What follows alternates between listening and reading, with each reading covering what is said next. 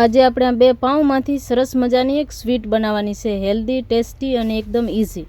એટલે કે આજે આપણે બનાવવાની છે કેરેમલ પુડિંગ, એકદમ સોફ્ટ, રસથી ભરેલી અને હેલ્ધી, ટેસ્ટી, પ્યોર વેજ, જે નાના મોટાને બધાને ભાવે એવી. અને બહાર જે કેરેમલ પુડિંગ મળતી હોય છે એમાં એગનો યુઝ કરવામાં આવે એટલે નોનવેજ હોય છે. અને આપણે ઘરે બનાવીએ આ રીતે તો આપણને ખબર હોય આમાં આપણે શું વસ્તુનો યુઝ કર્યો છે. તો એના માટે મેં 3 ચમચી સાકર લઈ લીધી છે ને એને ગેસ ઉપર ગરમ કરી લેવાની. આની અંદર આપણે પાણી એડ નથી કરવાનું અને એકદમ ધીમા ગેસ ઉપર આપણે પકાવી લઈશું. અને આને ગોલ્ડન બ્રાઉન થાય એટલી જ વાર ગેસ ઉપર રાખવાની, નહીં તો પછી આ બળી જાય તો એનો ટેસ્ટ થોડો કડવો લાગે. હવે આપણું કેરેમલ બનીને રેડી થઈ ગયો છે ને જે આપણે મોડમાં કેક બનાવવાનું હોય એમાં જ આ કેરેમલને ટ્રાન્સફર કરી લેવાનું. અને પછી આ બે પાઉંને નાના નાના ટુકડા કરી અને મિક્સરમાં હું પીસી લઈશ. આની જગ્યાએ બ્રેડનું પણ યુઝ કરી શકાય. મેં અત્યારે બે પાઉંનો યુઝ કર્યો છે. સેમ આટલી જ ક્વોન્ટિટીમાં તમારે બનાવવું હોય તો આની જગ્યાએ 4 બ્રેડ લઈ લેવાના. મેં પાઉં લીધા હતા અને પાઉં થોડા મોટા હતા તો આની જગ્યાએ 4 બ્રેડનું પણ યુઝ કરી શકાય. અને હવે આ એક કઢાઈમાં લઈ લઈશું ફૂલ ક્રીમ દૂધ, જે ભેંસનું દૂધ આવે છે. 1.5 ગ્લાસ જેટલો મેં દૂધ યુઝ કર્યો છે. 2 પાઉં માટે દૂધની આટલી ક્વોન્ટિટી બરાબર છે. તમારે આગળ પાછળ કરવું હોય તો કરી શકાય. હવે આ દૂધમાં અડધી વાટકી જેટલી હું ખાંડ એડ કરીશ. હું ઓછો મીઠો બનાવું છું એટલે તમારે હજી વધારે સ્વીટનેસ જોઈએ તો આનાથી ખાંડનો પણ વધારે યુઝ કરવો હોય તો કરી શકાય. અને આ છે કસ્ટર્ડ પાવડર, વેનીલા ફ્લેવરનું. કોઈ પણ કરિયાણા સ્ટોરમાં મળી જાય, ઇઝીલી અવેલેબલ હોય. કસ્ટર્ડ પાવડર અત્યારે હું 3 ચમચીનો યુઝ કરીશ. કેરેમલ બનાવવા માટે મેં જે સાકર યુઝ કરી હતી એ પણ 3 ચમચી હતી અને આ કસ્ટર્ડ પાવડર પણ 3 ચમચી મેં લીધો છે. 2 પાઉં માટે આટલો બરાબર છે, કેમ કે આ દૂધમાં નાખવા પછી વધારે ઘટ થઈ જાય.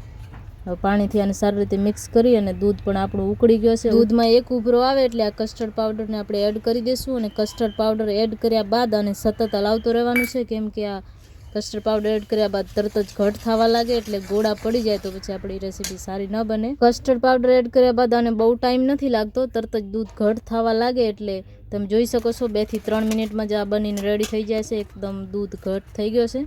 હવે આપણે આમાં જે પાઉં પીસીને રાખ્યા હતા એ પણ એડ કરી દઈશું અને સતત હલાવતા રહેશું. આપણું બેટર થોડો થીક થાય ત્યાં સુધી આને પકવવાનું છે. અને આમાં મિલ્ક પાવડર પણ મેં 2 થી 3 ચમચી જેટલો યુઝ કર્યો છે. મેં અત્યારે અંદાજે જ નાખ્યો છે, પણ 3 ચમચી જેટલી ક્વોન્ટિટી લીધી છે મેં. એને પણ સરસ મિક્સ કરી લઈશું. એનાથી આનું ટેક્સચર અને ટેસ્ટ બે સરસ આવે છે. તો તમે જોઈ શકો છો એકદમ સરસ માવા જેવો ટેક્સચર બની ગયો છે. આવું ટેક્સચર આવે એટલે આપણે ગેસને કરી દઈશું બંધ અને કઢાઈને નીચે ઉતારી લઈશું. અને થોડી વાર તો પણ હલાવતો રહેવાનું, કેમ કે બહુ ગરમ હોય અત્યારે એટલે નીચે ચોંટવાનું ડર રહે.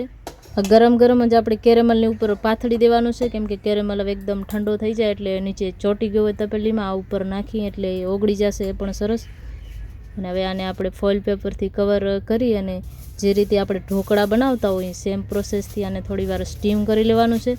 અને આ સ્ટીમ કરવા માટે તમારે આ ના હોય તમારી પાસે ફોઇલ પેપર તો એમને પણ સ્ટીમ તમે કરી શકો છો, તો પણ સરસ બને છે. પણ ફોઇલ પેપર હોય તો જરૂરથી યુઝ કરજો, એની સ્ટીમ સારી આવે છે એટલા માટે. તો આ રીતે આપણે ફોઇલ પેપરથી કવર કરી અને સ્ટીમ કરવા મૂકી દઈશું. મેં પહેલાંથી જ પાણીને ગરમ કરવા મૂકી દીધો હતો, જે ઢોકળા બનાવવાનું જે વાસણ છે મારી પાસે એમાં જ. અને હવે આને ઢક્કન બંધ કરી અને 20 મિનિટ સુધી આપણે સ્ટીમ કરી લઈશું.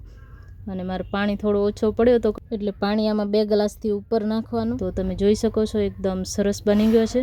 હવે આ કવર હટાવી અને આને થોડો નોર્મલ ઠંડો કરી અને 2 કલાક માટે ફ્રીજમાં ઠંડો કરવા મૂકી દેવાનું. તો તમે જોઈ શકો છો આપણું કેરેમલ પુડિંગ રેડી છે, એકદમ સોફ્ટ, પોચો પોચો રૂ જેવો.